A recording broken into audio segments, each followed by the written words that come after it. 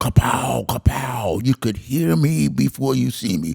A cloud of smoke, a canary yellow, red polka dot Volkswagen, a brother and a burnt orange afro, drunk out of my mind, cocaine running up my nose, and they locking me up because I'm black. That's the only reason. That's if I what you wasn't, thought, yeah. I know this to be a fact. Gotta be the reason. Gotta be the reason. So. Sometimes I make mistakes in my life. Life goes on and on and on and on and on. Yeah, hey, I got wisdom from my papa. He ain't have a lot of money, but he taught me how to keep the perfect posture. So folding under pressure, that ain't something that I'm about to. Crabs in the barrel, I'm just trying to be a lobster. I hit my cousin, told him to call. It's been 12 years and I ain't heard from him at all. Had a little fallout over some money.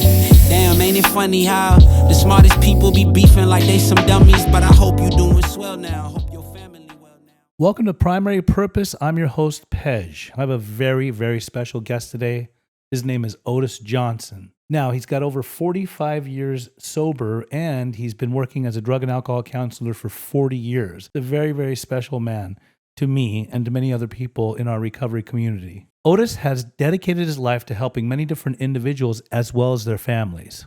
Ottis is the visionary behind the Family Recovery Program. So what does Ottis do? He works with many different families. He's got a Zoom class that he gets people on and helps the families navigate through their loved ones' process of recovery, because a lot of the family members are the sick ones. Ottis has a way with people. I just see the way that he talks with family members. I've seen him on the front lines with the addicts and the alcoholics, but I also see how he is able to get through to families and show them the do's and the don'ts and the wrongs and the rights of what they do to enable their loved ones. He's got a silver tongue. He definitely is receptive and responsive when it comes to listening to family members, but he also gets them to be receptive and responsive to taking direction. This week's topic is the power of family in recovery. The healing begins not just when the individual actually gets the help that they need, but when the family starts healing too and starts working on themselves individually. I'm really, really excited to have Ottis on today, and here we go. Welcome to the show, Ottis. Hey, it's an honor to be here, man. I'm really impressed with your setup you have here. You're moving into the new age of AI stuff I know nothing about, but I'm really excited about being on. I mean, I've been wanting to get you on here for a long time, Ottis. You are a legend in my eyes. In our recovery world, you're just a beautiful human being, so loved by so many. We can get into that in a little bit, and I'll talk more on that.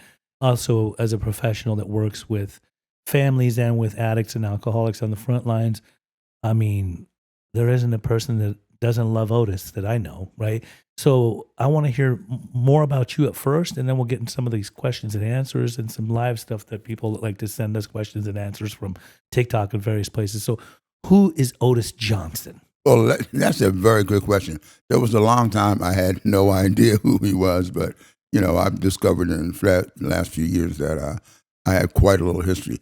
Well, believe it or not, it all started January 18th, 1942. 1942 is when you were born? 1942. That makes you 83? Amazing. 83 years old? Hey, blessed, better than the rest. It's amazing. Black don't crack. Hey, live. So it's 1942, born at home, small Spartanburg, South Carolina. When you're Afro-Americans in 1940s and you have to be born at home because they don't even let you in the hospitals, Yeah. So I'm born at home. And the amazing thing, they didn't think I would live because I was premature. I was like 3 months premature. I weighed 3.5 pounds. My mom said she could hold me in the palm of her hand. And they said, this kid's not going to survive. And so the second problem they discovered about me was that for whatever reason, I didn't want to nurse. I didn't want to eat. And so they go, oh, this kid's dying for sure. But my wife's grandfather, thank God for him, told my mom, Callie, let me have that boy for a day or two. So she says, well, he passing away, they praying for him, but ain't much help. So Grandpa took me over to his place. He got out a little saucepan. He put a little milk in there, a little sugar. And he went on the back porch and got some Primo. I'm talking Primo, third run. Just first run, second run, third run, good corn liquor. He poured a little bit of that in there, warmed it up a bit. They call it sophomore. I dipped it in there and squeezed a few drops in my mouth. Went, wah! I came alive, kicking. I go, oh, welcome to the real world. So alcohol saved my life. Then it tried to kill me later on, but whatever. That's how it all started out. Wow. 1942. And I look back and I said, God, Otis, you caught so many breaks. Fortunately, it's 1942, so the war starts in 43 and World War II. And there were some opportunities for Afro-Americans to work in the steel mills up in Pennsylvania and Philadelphia. And so, or otherwise, I'd have stayed in Spartanburg, South Carolina, worked in the cotton mills all my life and just kind of died there. Yeah. But my folks relocated to Philadelphia. And so I'm in the inner city. That's a whole big change for me. But growing up inner city is still kind of tough. Third grade black high school, still kind of tough. And, you know, I'm working and hustling, you know, trying to get by with that. And I get out of high school in 1959. There were really no opportunities or jobs available. So I'm downtown one day, and I see this sign. It said travel. I go, ooh, foreign lands, ooh, adventure, ooh, Uncle Sam wants you. I went, ooh. I don't know who Uncle Sam is, but I'm going to check this guy out. Yeah. So I go down to my local recruiter, you know, and he says, well, yeah, we can take you. And I want to be a paratrooper, go kill people or crazy stuff. But fortunately, I was only 17 at the time, and I'd have my parents' signature to go into the military because I just wanted to get out of Philly so I wouldn't die there. And my mom says, well, the only way I'll let you go is if you go into the Air Force, which I thought was the easy way out, you know. But I wanted to go, so fortunately I went into the Air Force, and so I spent 8 years in the military. And then Vietnam kicked off, because I went in 59, and Vietnam kicked off in 63 and so forth. And so we're flying stuff in and out of Vietnam. And by the time I get back from Vietnam, I got not only I got an alcohol problem, got a little drug problem because we're doing a lot of heroin and stuff over there. And I get back to the inner city. I go, well, wow, I've survived the poverty. I've survived the racism. You know, I've survived Vietnam. Now I got to survive the police back here who are trying to get me because they're, you know, I'm getting locked up. And I says, well, I had some friends in California, and we call it a geographic. I said, I'm going to go out to the coast, man, and get some California sunshine and clean up my act here, run on the beach, get my tan right. And what year was this about? Yeah, this is in, you know, 1976, because I remember it was bicentennial year in Philadelphia, and the bicentennial was 76. And I said, I'm going to get out of here and go to the coast. So I bounced out to the coast. I moved into Compton. I'm surprised. People have grass in front of their yards. I'd never seen grass, you know. Now, how was Compton at that point? Was Compton majority blacks? Majority blacks then. Okay, at that point, there was more blacks that had migrated to Compton because of work and opportunities and things like that. Right. That was because Compton at one time was white. At one time it was. Yeah, I know. You know, as we move in, they move out. We did the same thing back. We move in, they move out. There goes the neighborhood. There goes the neighborhood. Here come them brothers moving in. So I'm down in Compton, and I'm there for a while, and things are going relatively well. You know, I've got my little hustle going. But my lady found a job at UCI Irvine. I never heard of it in Orange County. Mm-hmm. And so I'm happy because she's driving down and back every day, and that gives me a lot of free time to do my deals. So I'm a happy camper. Oh, were y'all living in a house, apartment, what? Yeah, we're in a house in Compton. Okay. Okay. And then so she comes home and says, that's it, I'm through. I'm not making that drive. I go, oh, wait a minute, honey.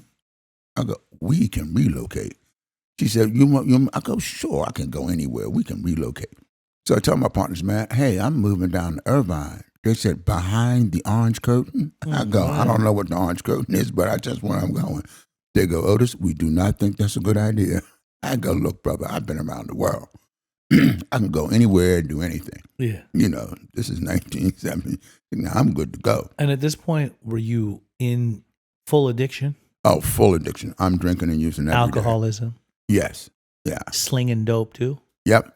You know, can't keep a job. Up in Compton. So were you looking at this as a new opportunity for many reasons? Well, no, I'm trying to escape the fact that they're getting ready to kind of close the net around me. So I figure I go down to Orange County, new place I can hide out down there and I'll be good. And what year was that? Yeah, so I'm coming down here, so like 70, because I got out here in 76, and now it's around 78. Okay.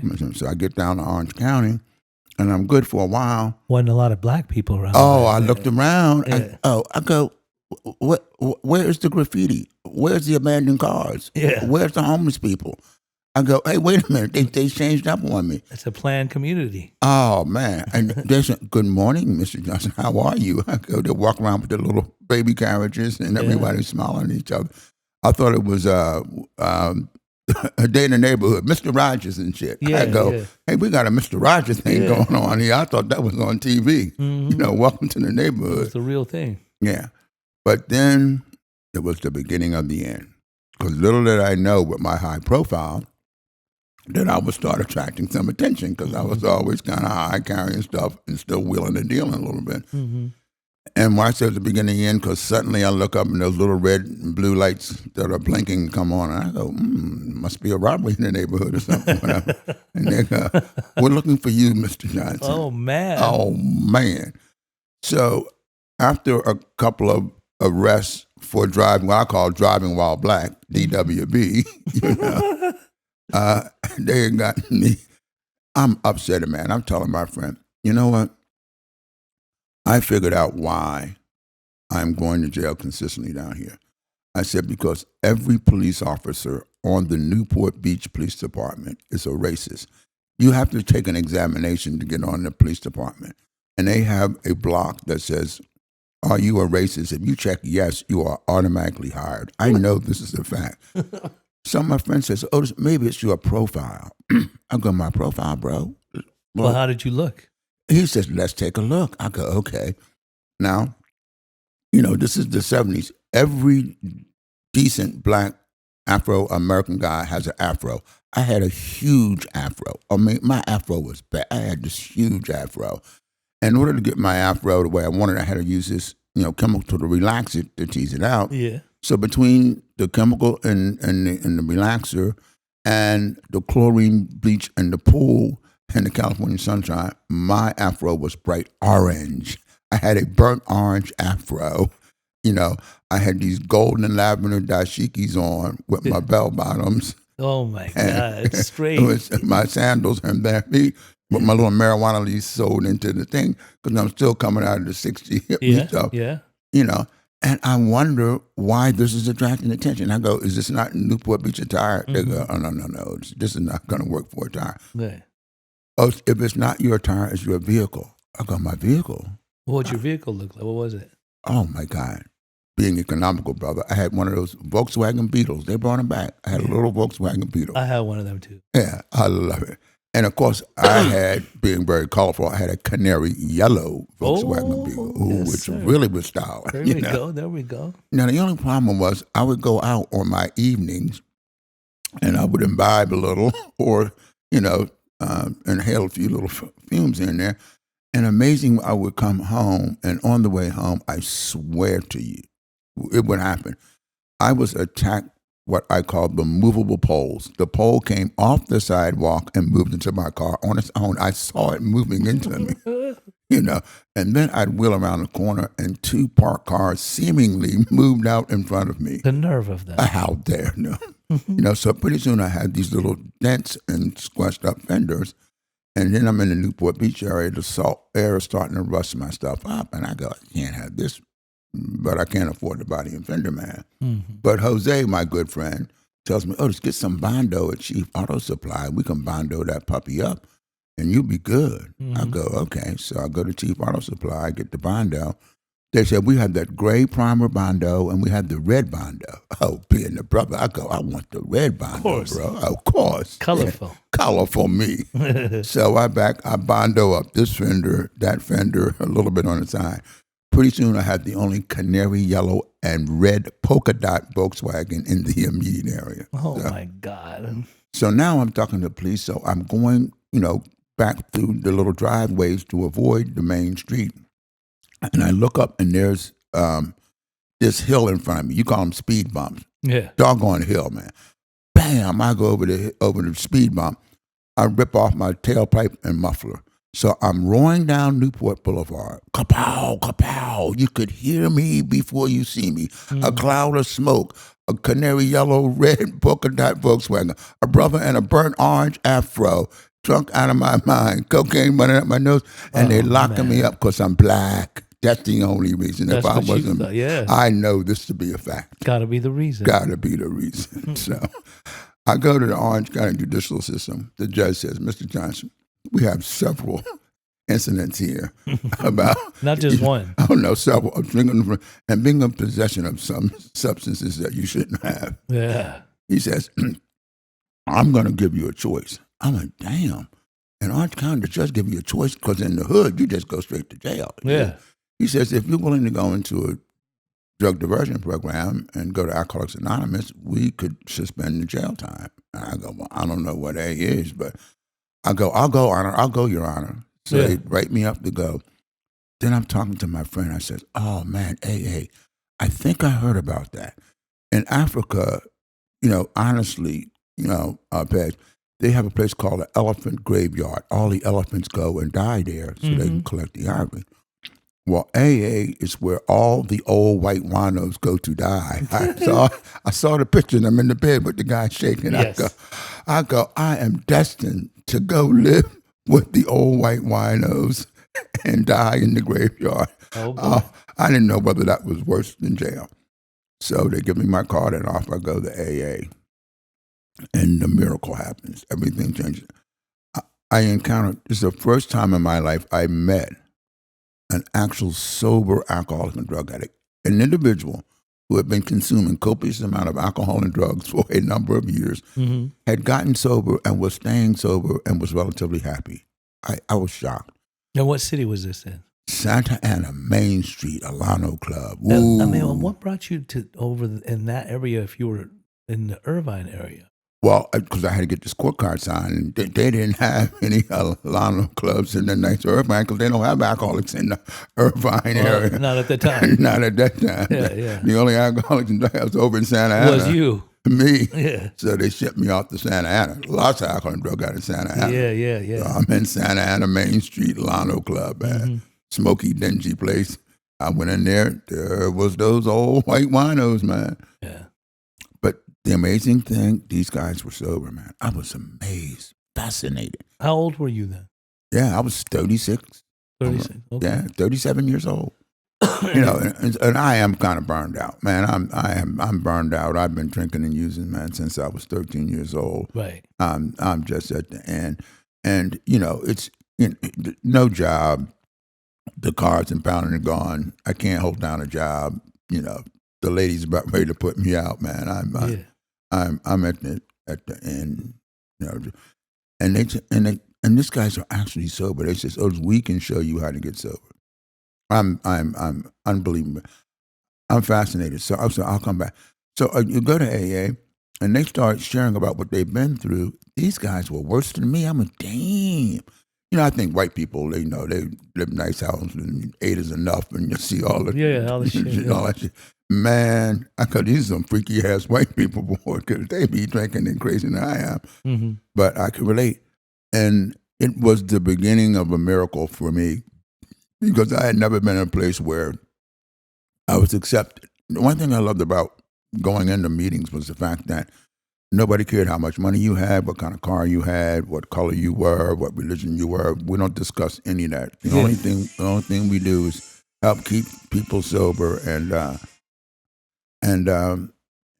provide a place for someone who's trying to get sober and turn their life around. I'm all in. So that was my journey in the recovery. Then they told me I need to get a job. I go, oh my God, a job? You mean go to work? I hadn't worked in 20 years. Work? Anybody that likes work is sick. I don't know why people want to go to work. They said, well, you got to get a job. You can't sell no more drugs. You can't do nothing illegal. You got to get a job. So I was working with my sponsor, and he was a used car salesman. They're bad. This guy was a used carpet salesman. If you can sell used carpet, you can sell anything. He found old dirty carpet. He cleaned it up, whatever. He's selling carpet in the hood to people. I go, okay.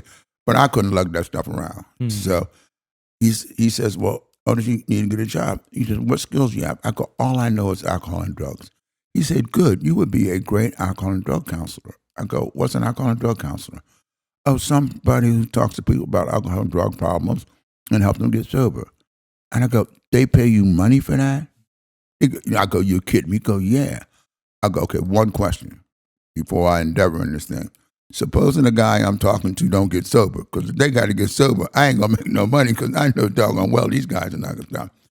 Otis, you get paid anyhow. I go, I'll never work a day in my life. Get me the job. He said, well, you got to go to school. I go to school? Yeah, he says, UCI Irvine has a alcohol and drugs program. We can get you in there. I go, they won't let me in there. Man, I'm a high school dropout. I don't know. They go, oh, we can get you in. So they sign me up. They accept me. I go to UCI Irvine. I'm in college at 40. I can't, ever even think of getting past, high school. But I get my little alcohol and drug study. I go to work in the alcohol and drug field, and I find my whole new life, man. For whatever reason, the same skills I used in the streets, hustling, lying, manipulating, talking people into anything. You did it in recovery. Oh, I did it in recovery. All that skills I was learning, I needed in recovery. Because now I take those same skills and I use it to help people overcome addiction, which is a real mystifying addiction to overcome. Mm-hmm. And little did I know that I would be part of saving people's lives. I just couldn't imagine how I would ever end up in that place, because the people that I go to work with and see every day are literally dying.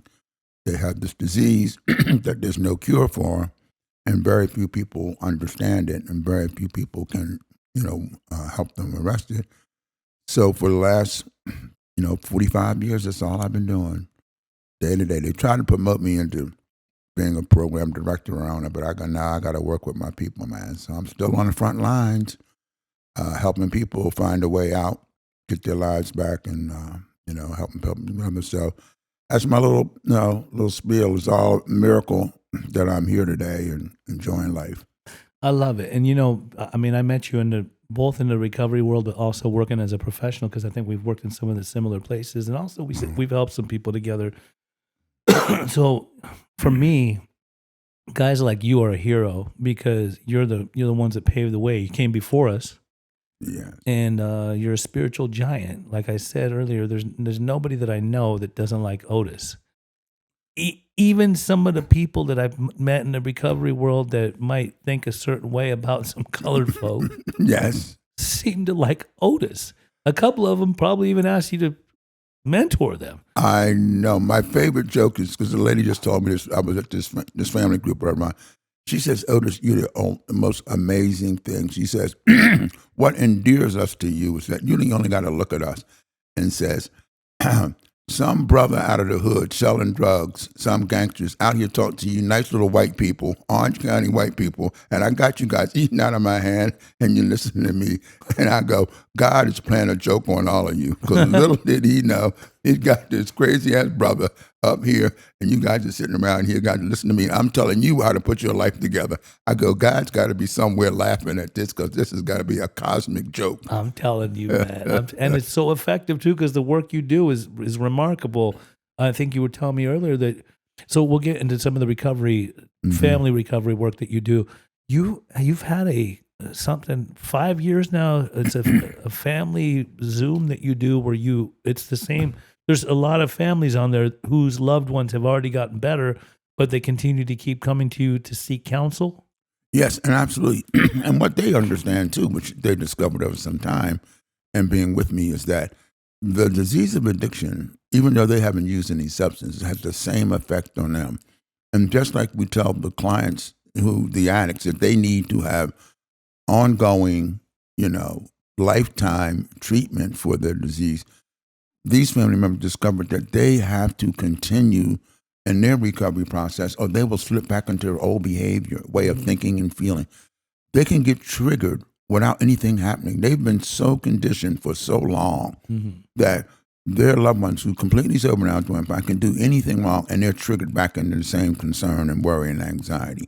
So they are still actively involved in working on their recovery process.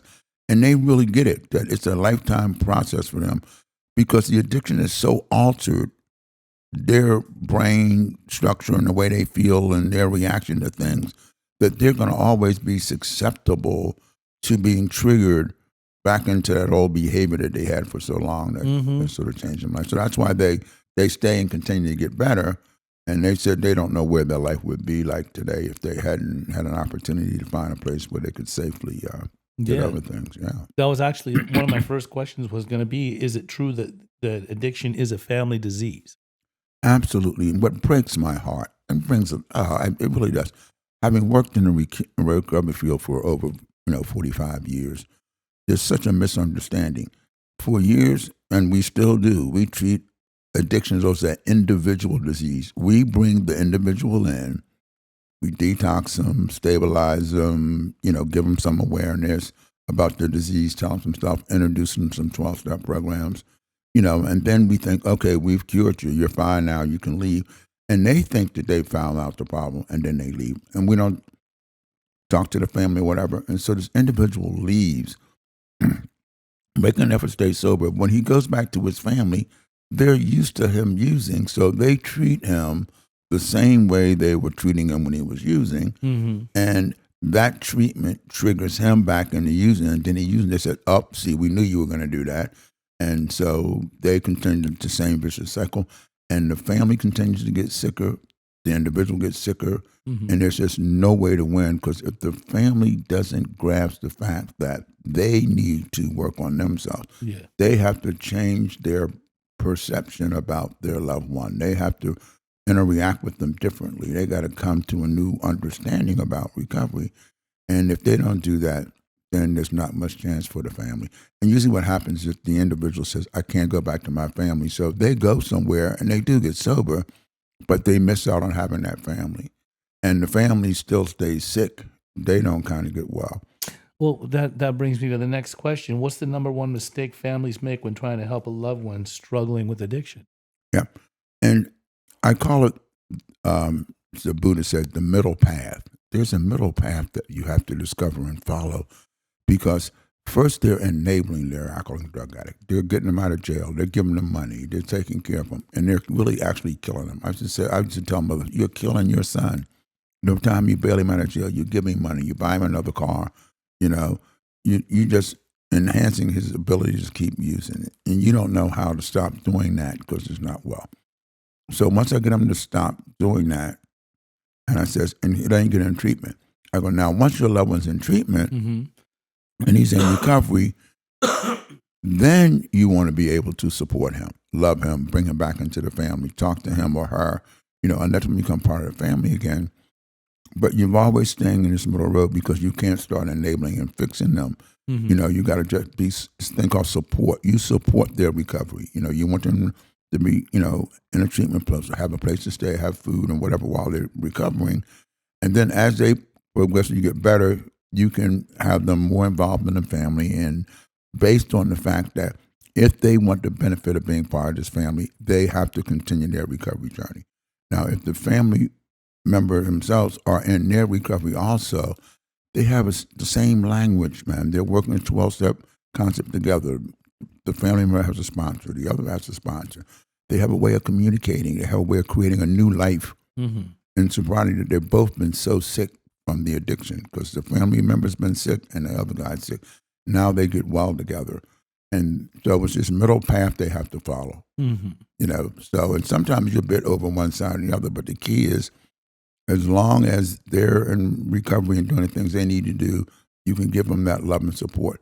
And more so than money and material things, you'd be amazed how the addict who's missed out and wants so bad just to be loved and accepted again, just to be part of, to be cared for, because all that went away from his addiction. So that's a big caveat. If you want that love and affection and commitment here with us, then you have to continue working your recovery plan, program, and it makes a difference. I love it. Can families accidentally make addiction worse without realizing it? Oh, they do it all the time. I cry. I beg. Something took me 3 Give me an example. Okay, I had this one mother. This kid, she's been doing this for 25 years because he started doing heroin and drinking when he was like 17 or 18, and now he's 40, and she's still buying him cars, getting him out of jail, putting him in treatment centers, giving him money. And I go, you are killing your son. Yeah. I go, if you don't stop this, he's going to die. So it took me 3 years of her coming to my family to finally break through her denial, help her get over her fear, and convince her he was not going to die if she discontinued. And the miracle happened. This kid it's his birthday. He's loaded. He's in the street. He's hungry. He got nothing. He's dirty. He's tired. He calls his mom. He says, Mom, could you just order me a pizza? All I want is a pizza, just something. It's my birthday. Could you buy me a pizza for my birthday? His mother says, you know what? I'll buy you a pizza when you get in recovery. Click, and hung the phone up. That kid called me and says, Otis, you saved my life. You let your mom stop feeling me. He walked his way back in recovery. He got his life back together. This guy's like my hero now. You know, he went through his little sober living, got a job as a janitor, rode his bicycle, got a year sober. Then we helped him get a little car, got him a little job. He went back to college. He's now certified alcohol and drug counselor. He's going to start his own business, open up in sober living. And his mother is so happy, and she still comes to my group every week, and she thanks me every day for help saving her son's life. So now they have a real meaningful relationship. He goes to visit her in Florida and for Thanksgiving and Christmas, and all the kids are there, and his cousins, and he's a welcome part of the family today. So the miracle does happen, but it took her staying in family treatment long enough to be able to say, no, I am not going to facilitate your addiction. And then healthy enough that when he did start recovery, she was helped to get him into a place to stay, to give him some money, to help him go back to college, pay for his, help pay for his college stuff along with the student loans he made, and support him ongoingly as part of the family. And that's what's missing, because usually the family is so burned out by the time they get sober, they want nothing else to do with him. And then, of course, it makes the recovery that much difficult. Yeah. What is the biggest difference between treatment and real recovery? Oh, God. If I could just explain that to someone, I tell them, treatment will not get you sober, and it will not keep you sober. All treatment does is medically detox you so you don't die and give you enough time to break your cycle of drug use or alcohol use long enough to be able to start the thing. So it's like a triage, like they stop the bleeding. That's pretty much all it is. That's all it is, And if we can hopefully get you through some of your denial, where you can really realize that, hey, I do have the disease, I do have a problem, and that you understand that you have a problem, we can do that. And then we can introduce you to a 12-step program of recovery where you're going to use when you get out here. If treatment can do that, that's miraculous. Most of them don't even do that. They just triage you, come in, stop the bleeding, patch you up, and send you back out there to kind of die again. Mm-hmm. Now, recovery begins after you go to treatment. Now, recovery is a lifelong, I'm talking lifelong, daily, attention of treating a chronic, progressive illness that you have. If you don't treat it on a daily basis, then it's going to flare back up.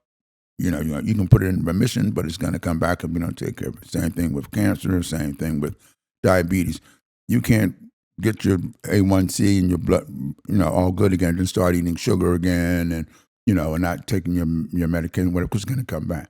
So this is just like any other chronic disease. You have to treat it on a daily basis. Now, we'll admit the treatment is rather unique, but it's very effective and it does work. We have millions of people today who've overcome addiction because of this treatment process, this recovery process that we have. And I must admit, it's much spiritual in nature, but amazing enough, it is tremendously effective. I love it. And how can families support their loved ones' recovery without enabling them? That's almost saying, how can you stay sober without drinking? I would say it's almost impossible. So here we go. It's the level of enabling. Yeah. Now, there is caregiving and there's caretaking. Caregiving is I give you some care. You're sick, you need medication, you need treatment. I care about you. I'm giving you some care. Caretaking is I'm doing for you what you could do for yourself. I'm buying your food, I'm giving you money, I'm giving you a car. I am taking care of things that you should take care of. So there's a big difference between caretaking and caregiving.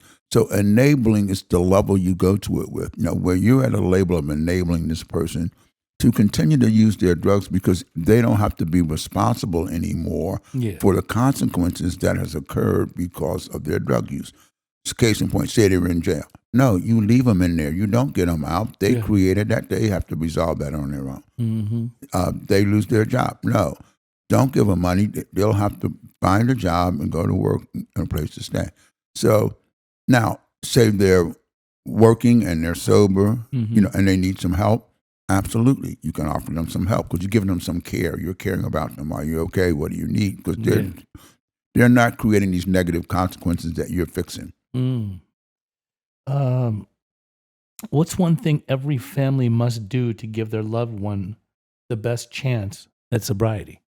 Okay, I talked to the lady last night. She says, Otis, the gift that you gave me that I learned how to do was to stay optimistic in spite of all the negative consequences.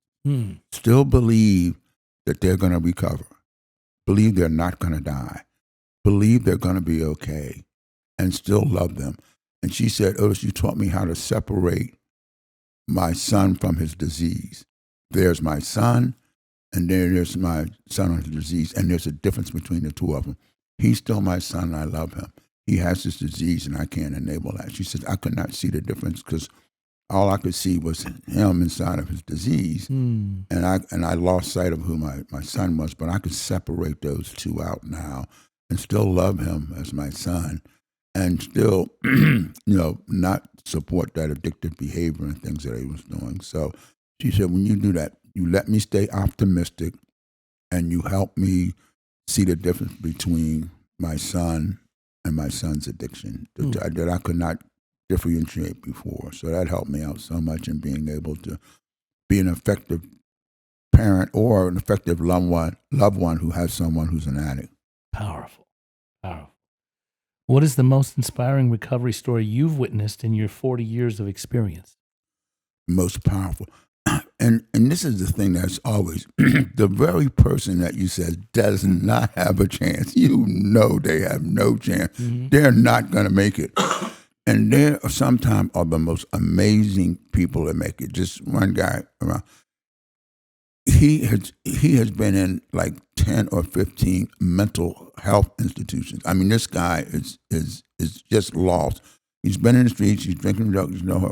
The court is getting ready to reprimand him and put him under conservatorship. They're going to put him under the control of the city because he cannot function on his own. Yeah. So 3 or 4 AA people, we go down there and we plead with the judge. We go, just give us one more chance. Can we take him before you put him into a state institution for life? We might can help him.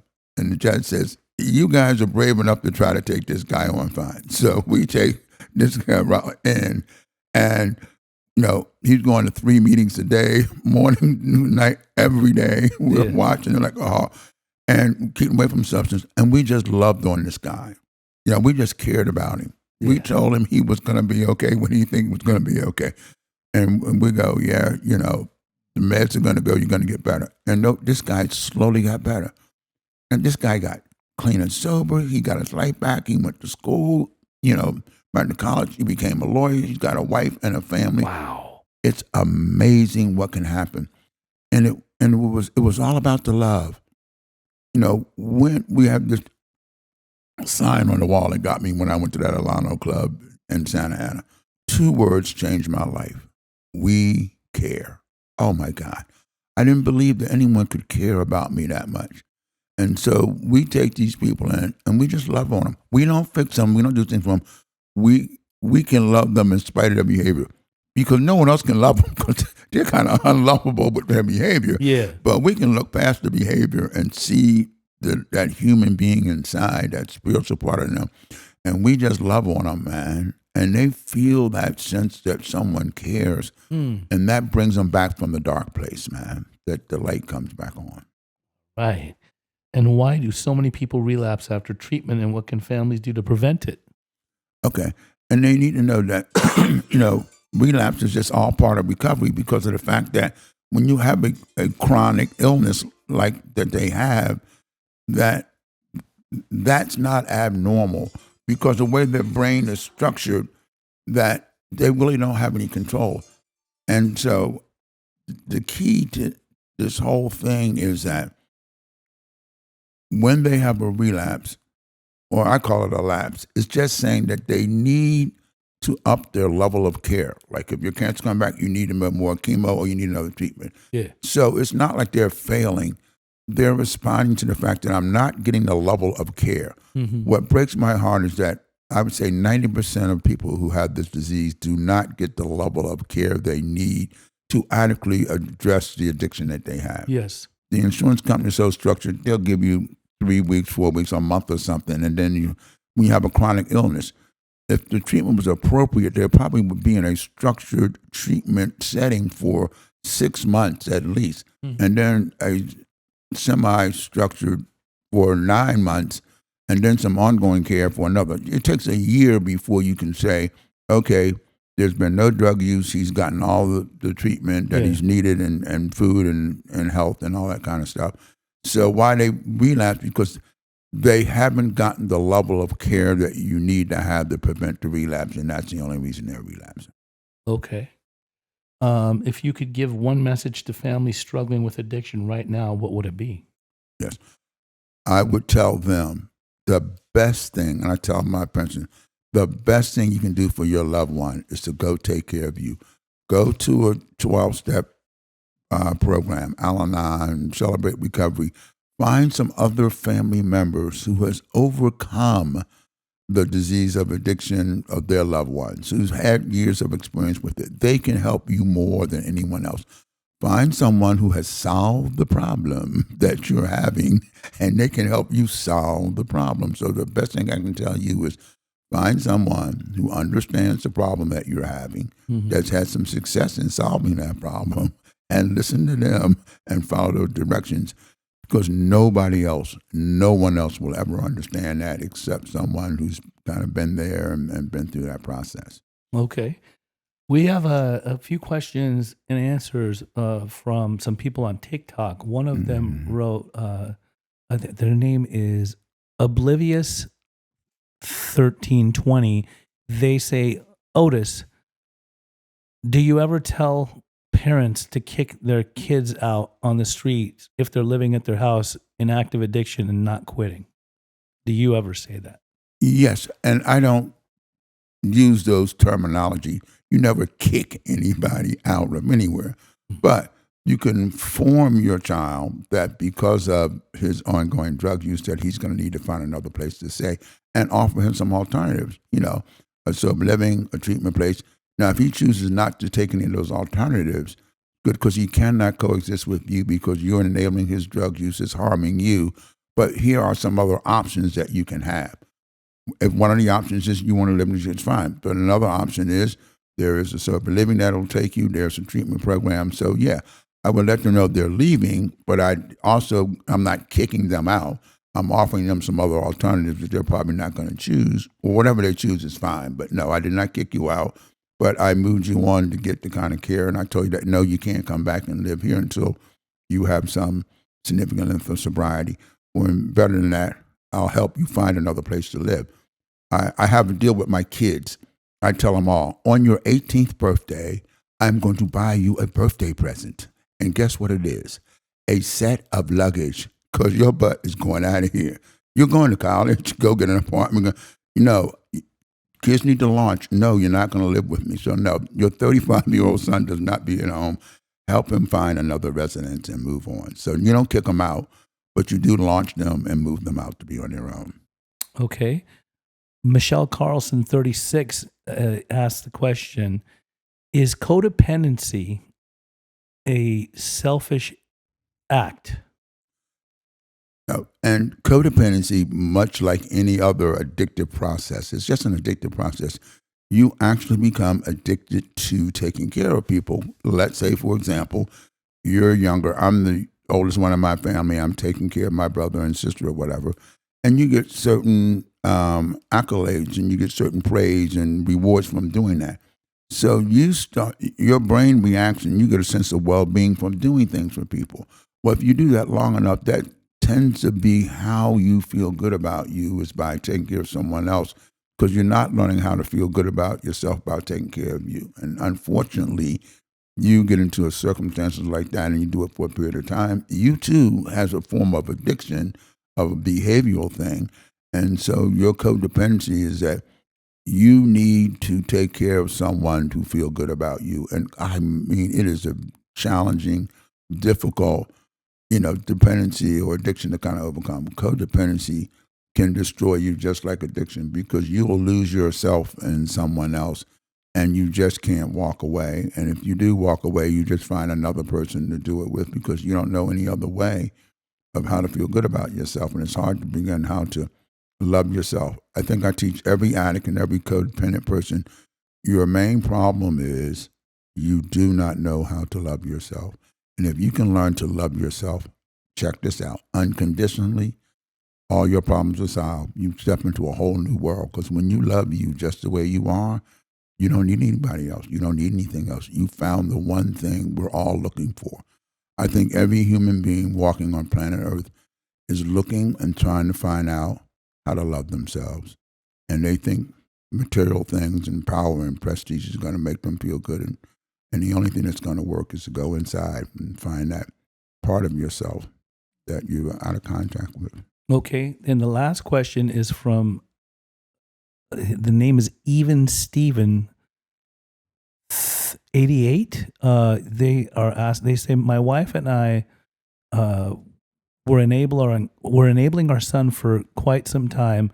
I have pulled back now. I'm not enabling anymore, but she continues to keep giving him money or feeding him, even though he's homeless.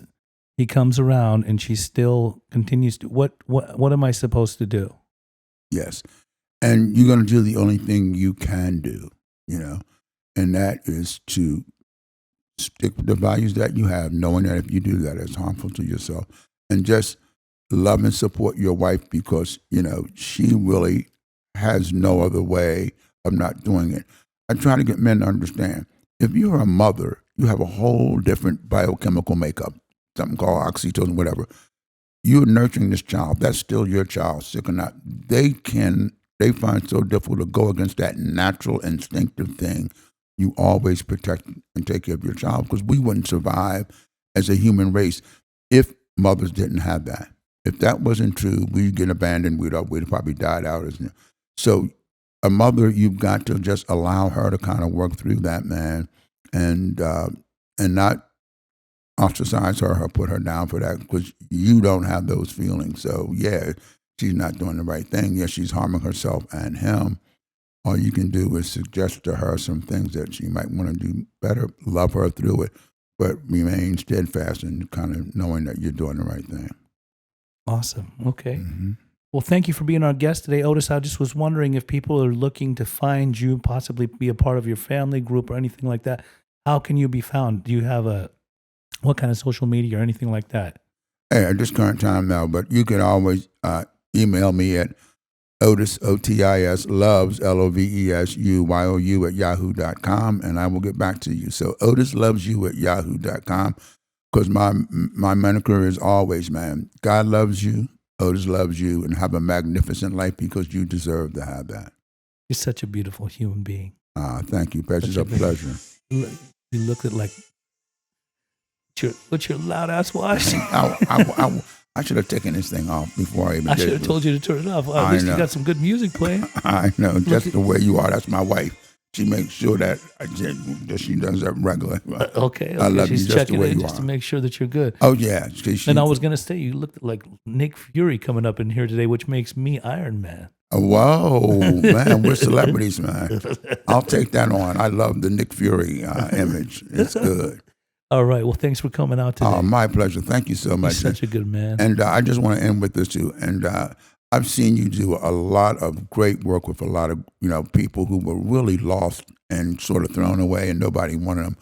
And the love and the caring and the time and the effort that you've taken with people and given so many people an opportunity to find a new life again and you do that and you continue to do that, man. So I just want to give you some accolades too about the fact that how God blessed you and I to have this opportunity to find these people who are suffering and lost and no one else will want the throwaways in life, and how we're able to reach out to them and touch them. And, I appreciate it, man. I learned from you. You're my mentor. You're one of my greatest mentors. Well, I must say you learned really well.